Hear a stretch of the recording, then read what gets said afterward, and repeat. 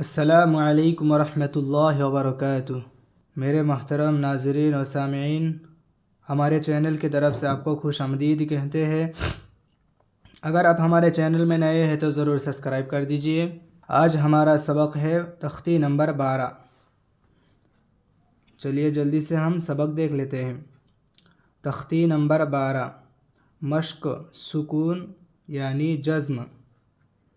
جس حرف پر جزم ہو اس کو پیچھے والے حرف سے ملا کر پڑھتے ہیں۔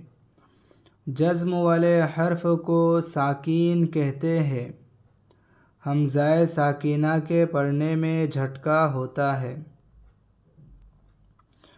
یعنی جس حرف پر جزم ہو اس کو پچھلے والے حرف سے ملا کر پڑھنا چاہیے۔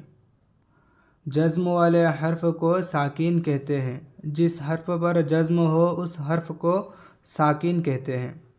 حمزہ ساکینہ کے پڑھنے میں جھٹکا ہوتا ہے۔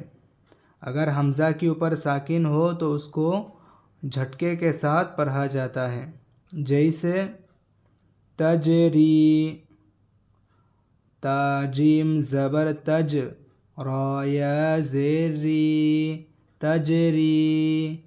تقوی، تا قاف زبر تق، واو خرا زبر وا، تقوی۔ یغنی، یا غین پیش یغ، نون یا زیر نی، یغنی۔ نشرت، نون پیش نو، شین زیر شی، را تا زبر رت، نشرت۔ حمزہ ساکینہ پڑھنے میں جھٹکا ہوگا، اس کا مشق یہاں پر دیا ہے۔ اقرأ، قاف زیر اق، را حمزہ زبر ر، اقرأ۔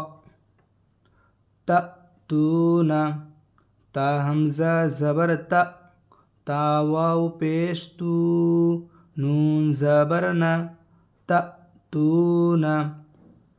یأتیک، یا حمزہ زبر یا، تا یا زیر تی، یأتی۔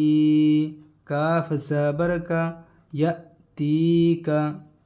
یأمرون، یا حمزہ زبر یا، میم پیش مو، را واو پیش رو، نون زبر نا، یأمرون۔